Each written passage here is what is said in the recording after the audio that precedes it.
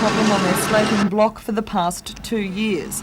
Last October, a retaining wall had to be repaired, but that flooding was nothing compared with the water that flowed through the property in the past 2 days. Lake Macquarie City Council employees were working at the point where the rainwater streams down the hill, trying to ensure that it will no longer wash through the O'Toole's property. But Mrs O'Toole has her doubts after spending 2 nights wondering whether the foundations of her house would be swept away. It must have been frightening for you. You've had to put up with this for 2 nights in a row.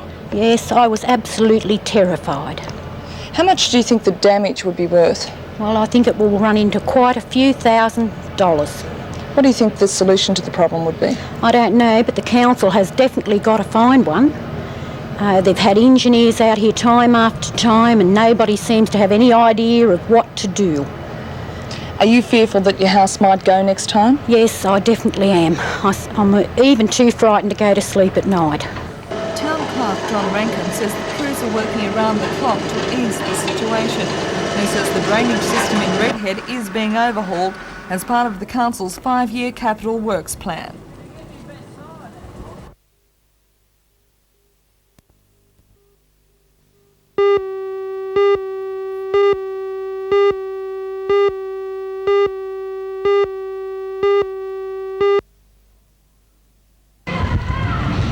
Thousands of people took advantage of the good weather and the half-price entry charge to enjoy day 1 of the 5-day Newcastle show.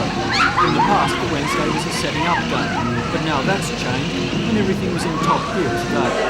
In the exhibit halls around the ground, the exhibits were set up, and the organisers say the number and quality of the exhibits has surpassed all other years.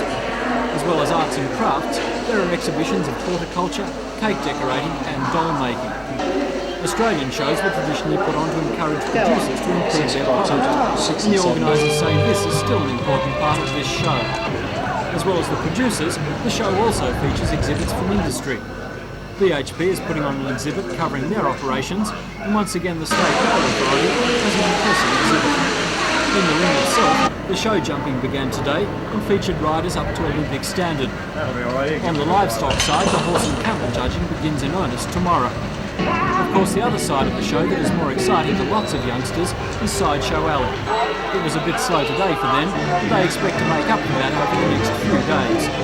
Business in the show bag area today was fairly good for the first day, and for most people the only problem there was just which of the dozens of show bags to buy. There's a packed program in the ring tonight, and there's just about something to appeal to everyone. The organisers are hopeful that the weather for the remaining 4 days will be as good as today's. If that's the case, then they believe the 1986 Newcastle show will draw a record crowd of more than 150,000 people.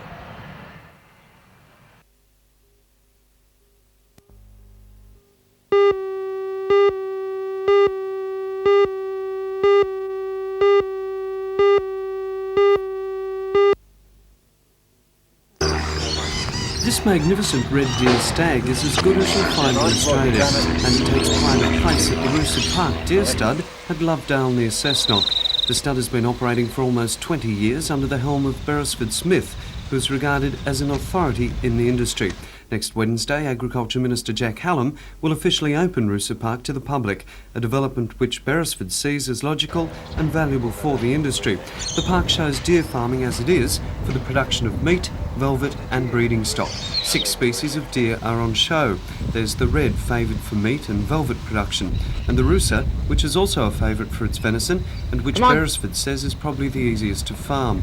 The tiny but high-hopping Indian antelope has a more aesthetic and ornamental value, as has the chital, which has a very nervous disposition that makes it hard to breed successfully. Then there's the familiar fallow deer, also a fine venison beast, and the sambar, by far the biggest species of deer in Australia. While the park has been designed as an educational display, Roosa Park is still, firstly and foremost, a commercial enterprise. On 85 acres, Beresford Smith runs 200 deer. His interest in deer started 40 years ago when he hunted the animals with his father. Now he's devoted to improving them and fostering the development of an industry that's been earmarked as one with the potential for massive growth and returns. I'd say in another 10 years at least, deer farming will only just be coming in its full. Then it'll take that long for deer farmers and deer farmers that are coming into the industry to produce sufficient animals. At this stage, we're importing around about 400 tonne of venison a month from New Zealand because they can supply it where we can't. As well as being fascinating, deer farming is a very intensive form of agriculture. The initial capital investment is very high. Fencing is one of the main costs. The first 5 acres will cost around $2,000. Buying the breeding stock is another. Fallow does cost from $600 onwards, and Roosa red and Samba stags around $3,000. But with venison bringing $16 a kilogram on a steadily expanding market, velvet being in very strong demand, and a byproducts industry that ensures very little of a beast is not utilised, it's certainly an industry on the way up. Recognition of its potential came last week with the official opening of Australia's first deer abattoir by Mirrabooka Meats at Muswellbrook. Set on a property owned by Michael and Liz Scarf, it's catering to the 200 deer farms now operating in Australia. As well as a growing domestic market, there's a huge potential for exports, according to the Federal Minister for Agriculture, John Kerrin, who was on hand to perform the official opening. Very high premium for its meat. We're importing about $500,000 worth of meat. The demand for the imports is going up, and I think we have a taste here that needs to be met, and I'm sure there's going to be quite a lot of expansion and probably a lot of potential for expansion to the export market itself eventually. The abattoir is presently processing around 20 deer a week, around 1/5 of its potential. The big task ahead now is to introduce the public to venison. It'll be marketed in packages like these, but at a price that the manager of Mirrabooka Meats, Michael Scarf, says will be around 3 times that of beef. Venison. I think at this stage the only problem is the cost of the product itself. With our imports and not a whole lot of deer being farmed in Australia, the cost is very high, but with the help of the Deer Breeders Association, the increasing numbers of deer breeders now, eventually will bring the cost back down.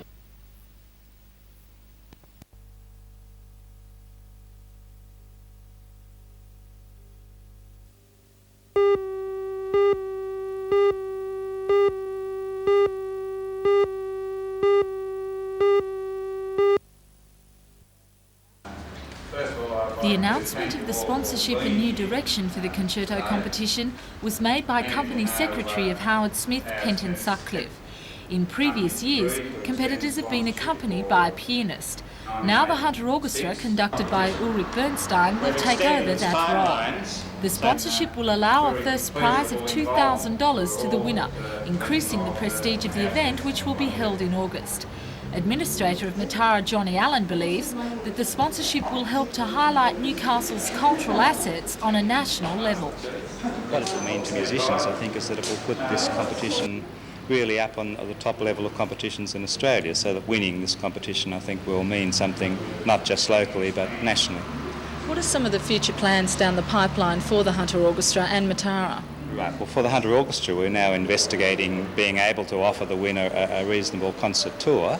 We're investigating towards 1988 the possible of a Sister Cities exchange, so that it may well be that we're able to send to our sister cities the winners of the Matara competition.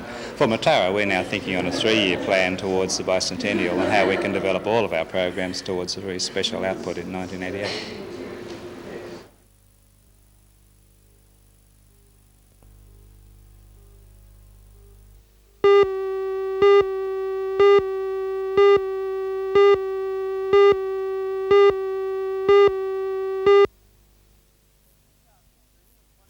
The Newcastle team, as one would expect, includes a couple of youngsters, like centres Craig Hubbard and rookie Ricky Stone. The halves are sound and more experienced, with a former North pairing now with West, Egar and Higgins. The match could well spin around them. The forwards are a very experienced outfit, although Paul Merlo is the only one with Sydney history. Hooker Glenn Randall could well keep the locals outgunned for class, if not determination, in the match, with the ball at his feet in the scrums and at the goal kicks.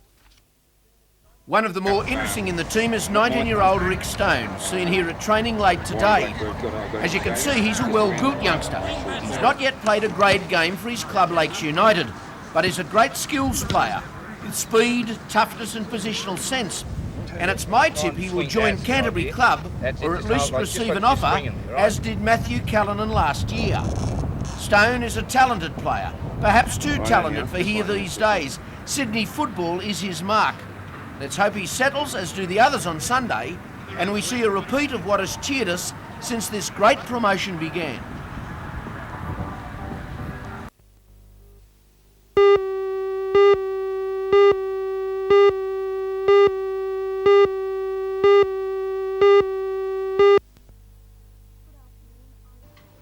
Good afternoon, I'm Janelle Provost. Swedish Prime Minister Olof Palme has been shot dead in a Stockholm street.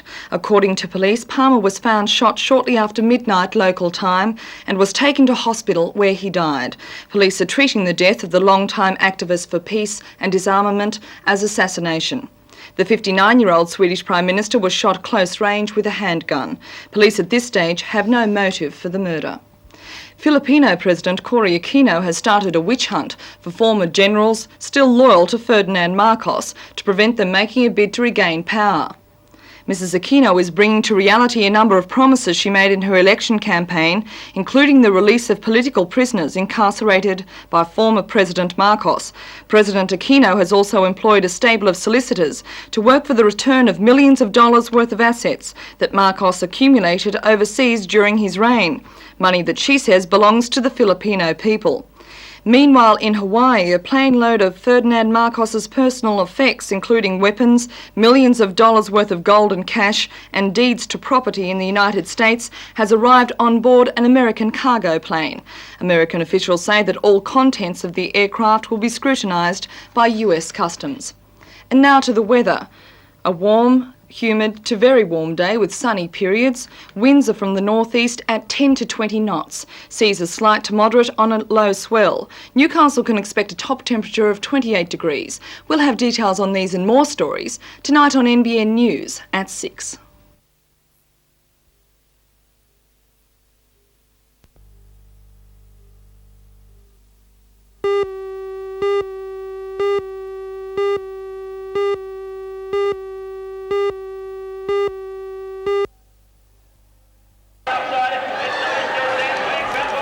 The autumn racing season at the Broadmeadow racetrack got well underway today, as did the region's Miss Australia Quest. A special get-together with this year's Miss Australia Tracy Pearson allowed the 16 local entrants to meet with the girl, who describes herself as a public relations person for cerebral palsy victims. The Sydney-born 20-year-old was crowned last November and since then has already travelled extensively around the country supporting the cerebral palsy cause. In her honour, the Tracy Pearson Handicap was a feature event of the day, with Lino Blanche crossing the post first. Tracy says that despite public misconceptions, the quest is more than just a beauty contest. Beauty is becoming a less important part of the quest. Fundraising is definitely our most important aim. Every entrant raises money for nearly a year before even being eligible for selection, and that's really what they focus on and why they enter the quest, not to win but to raise money for the cerebral palsy people of Australia.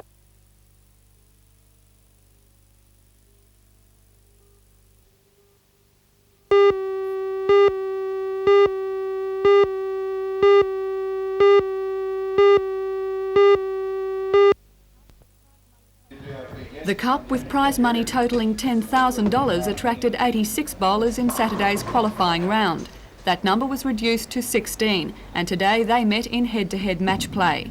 The top three bowlers to emerge, Tom Curry of Queensland, Steve Mackey from Sydney and Paul Morland, also from Queensland, went into the stepladder final. In the first match, Mackey 213 defeated Morland 197. Mackey pressed home his advantage, defeating Curry 232 to 177. But as top qualifier, Curry was entitled to a rematch, which he won 211 to Mackey's 160, making Curry the outright champion.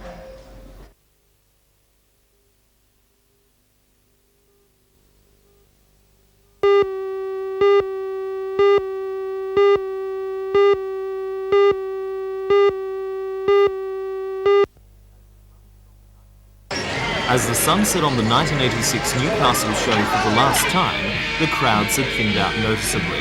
The show committee says that overall, attendance was slightly down on last year's record of 150,000 people.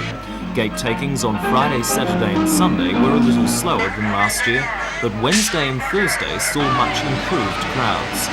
The weather was on the side of organisers. For the most part, it was warm without being too hot, and there was no rain. While no new records were set, last night show president Clem Varley said he was happy. I think we've probably reached a plateau. We started off back in the late 70s with 96,000, and we've gone up to 160, 150,000, and I think probably we've reached the ultimate. It's been a good show in terms of organisation. What can be improved for next year? Well, it's been a very good show in terms of weather too, and I think that's very important with any show. But I think we're always looking for improvement, and particularly we're looking at bringing in more of the things that people in Newcastle don't see. The farm education sector this year was very important. The cattle was particularly well attended. The goats, those sorts of things. I think our job is to present to people of Newcastle the things from the country, the things from the city, the special things that normally they don't see. Some people had more reason to be happy with the show than others. The 2HD Closter Ford Telstar giveaway was won by Jan Leaney from Merriweather. Her prize is worth a cool $14,000. The night's entertainment ended with a fireworks display that is sure to have local people coming back for more next year.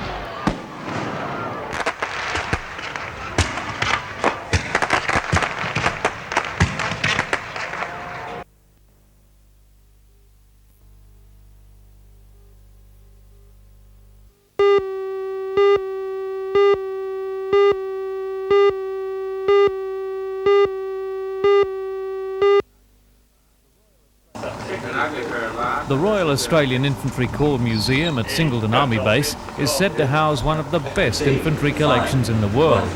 More than 7,000 people viewed the display last year, and already more than 1,000 have visited the museum this year. The collection includes weapons from all over the world, used in the last 200 years. Infantrymen can study the evolution of weapons technology from the first fleet to the present. The size of the collection often surprises first visitors, with 450 rifles, some dating back to the 14th century. Captain Thunderbolt's pistol is one of the prized acquisitions, adding to the historical significance of the museum. I also find that it's not only military people who are interested and fascinated by weapons. There are people who are interested in history, and the Australian serviceman has a very good record in our relatively short history, just short of 200 years. The weapons collection began modestly in 1911, but has now grown to include war artefacts from the major Australian campaigns, as well as uniforms worn by artillery men of the day. The collection has had many homes, but since 1973 has been located at the Singleton base. The collection has also recently had a very practical use, by providing authentic weapons for television documentary series. I don't know which one, because I've got to trace.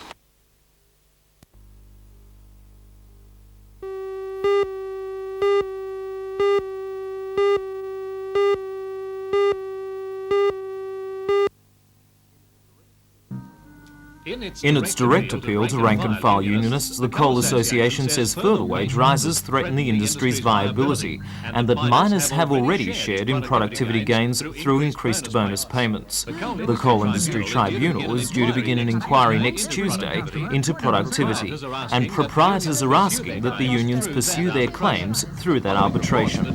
Following reports that rank-and-file meetings already held in Queensland have threatened further 7-day stoppages, the proprietors applied to have bans clauses inserted in industrial awards.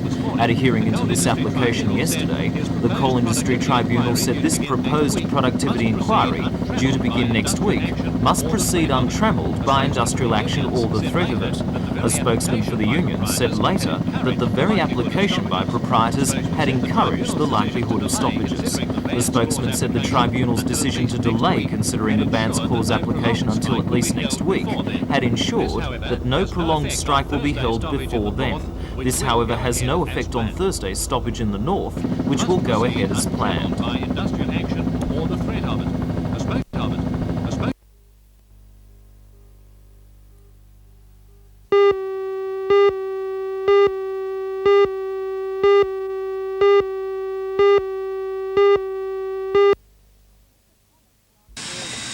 For Tessa Pollock, last year was filled with travel and official functions as she represented Australia on behalf of the Society for Crippled Children.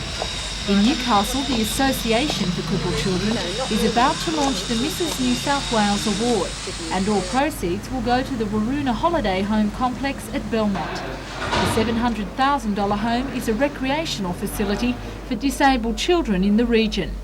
The Mrs Australia title is open to any married woman, with the emphasis placed on personal achievement. According to Tessa, it's an opportunity of helping the thousands of crippled children Loving across meeting the country. people. It's the opportunity of going around the whole of Australia and being able to have an interaction of ideas between states and seeing where one charity is using a specific form of fundraising or media attraction, whatever, and using it in other places, because it was one of the best ways of being able to get public relations throughout the whole of Australia. What makes a Mrs. Australia? It is an award for an achieving woman, a woman who has achieved something. It is nothing to do with beauty. Obviously presentation is important because, you know, everyone likes to think someone can look their best, but this is a very small aspect of it. So any woman who feels she has something to offer, or, may I also say, if you know someone who could do that, then please nominate her, because we'd like to have many, many entrants here from the Newcastle area.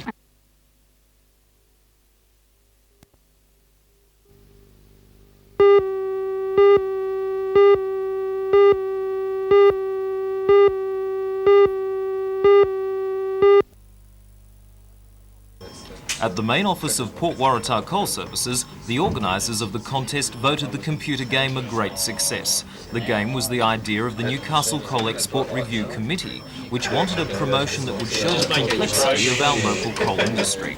3 senior students at Lambton High, Robert Beath, Bruce Campbell and Bill McGovern, were assigned the task of translating it all into a game that could be played by the public at the Newcastle and Maitland shows. As they explained to the chairman of the committee, Rod Harrison, the aim is to transport enough coal to the 3 loaders to fill all the ships. A lot of random problems, like derailments and loader failure, can get in the way. However,